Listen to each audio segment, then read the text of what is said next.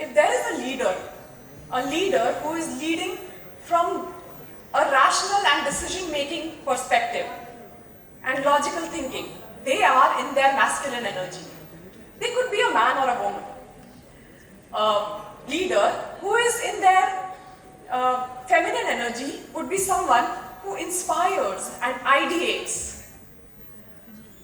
If you're someone who likes to understand things from a scientific perspective, think of the human nervous system. The human nervous system has a part called autonomic nervous system, which governs all the bodily functions which work on autopilot. The heartbeat, the respiration, the perspiration, the digestion, the detoxification. Now, autonomic nervous system has parasympathetic nervous system and sympathetic nervous system. If you understand these closely, you will know that the sympathetic nervous system closely mirrors the masculine traits that I talked about. The traits of action, fight and flight, logical and rational thinking. It is associated with the left brain, while the parasympathetic nervous system is closely associated with the feminine traits that I talked about. Rest and digest, intuition, having compassion for others, and it is associated with the right brain. And together, the parasympathetic and sympathetic nervous system work together to bring our body in balance, which is called homeostasis. So from a scientific point of view, from a modern physiology point of view also, you can understand how the body comes in balance with the balance of these energies. Now what happens when this energy or these energies are not balanced? They can have profound impacts on the health, relationships and professional lives of ourselves. If we are too much in our masculine energy, we find ourselves in emotional, physical and mental health issues, conditions.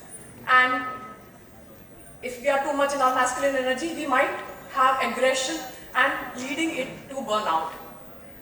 On the other hand, if we have too much of feminine energy, we might end up having emotional instability and lack of boundaries. So it's important to have a balance of these energies for holistic well-being.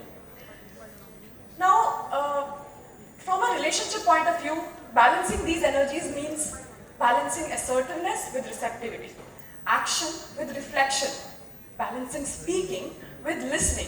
And when there is a balance of these energies in relationships, there is mutual respect, there is intimacy, there is good communication. And without the balance, the relationship crumbles.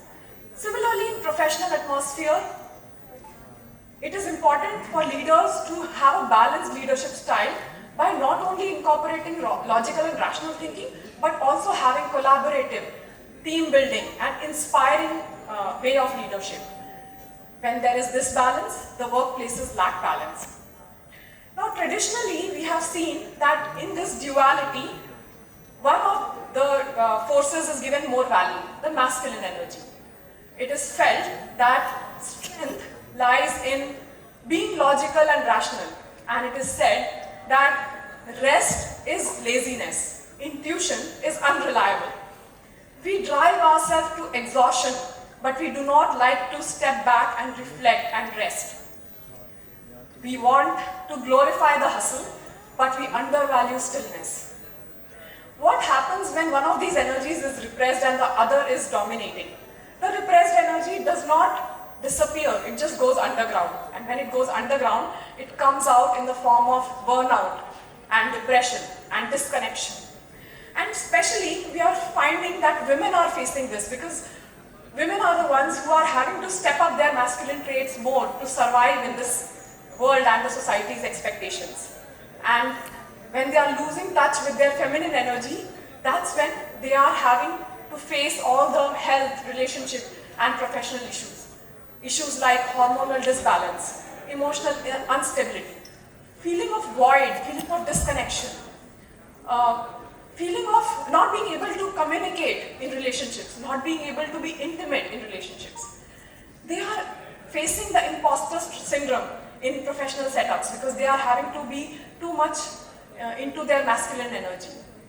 Even in my own life, I have seen that I used to think that I could either do or I could be.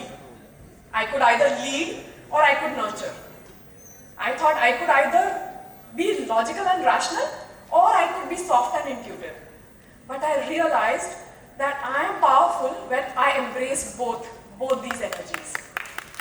Now, early on in my corporate life, I used to think that I cannot be a leader because I do not have masculine energies. I don't have the masculine traits that are needed to be a leader.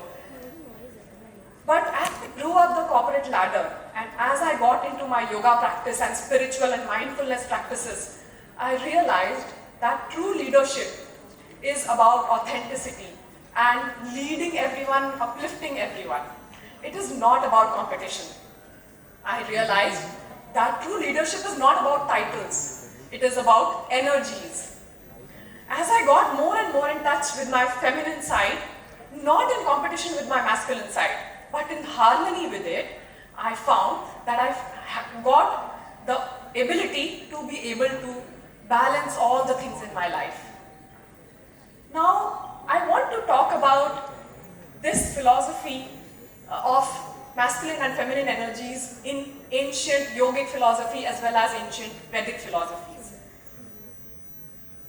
Our ancient text Upanishads say, Ek Atma Dvida Bhutva Shiv Shakti Atmakam Jagat.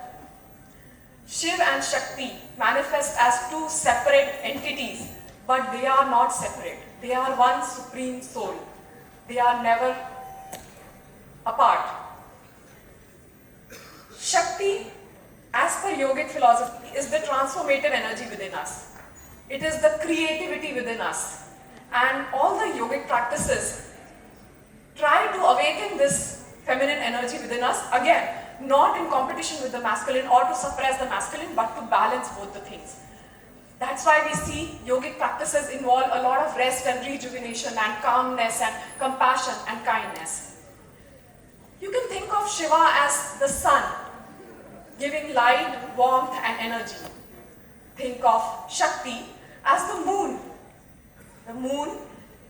leading intuition, driving the cycles of growth and renewal. Think of Shiva as the base of the ocean bed, stable and calm. Think of Shakti as the waves above it, dynamic and moving. Think of Shiva as the vast sky, unchanging. Think of Shakti as the wind, constantly shaping and moving.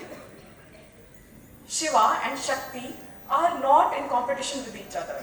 They are together. Shiva without Shakti is inert.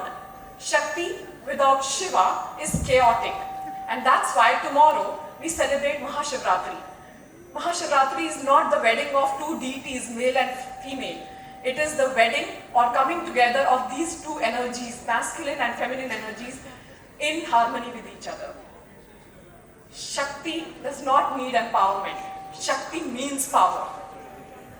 So, how to awaken the feminine side within you, assuming that your masculine side is already active to comply with the society? Indulge in rest and rejuvenation. Listen to your gut instinct. Allow yourself to relax and appreciate the pleasures of life. Learn to not just control but to surrender and trust. Be aware of your body. Indulge in mindful movement. Practice deep listening, not just speaking. When you do all of these things, you awaken the feminine within you. And so I want to leave you with these questions. Where in your life are you lacking balance? Where are you trying to control too much, where you should surrender and trust? Where are you pushing forward too much instead of stepping back and reflecting? The inhale needs the exhale. The night needs the day. The river is able to flow only because the shore holds it together. The feminine and masculine energies are not against each other.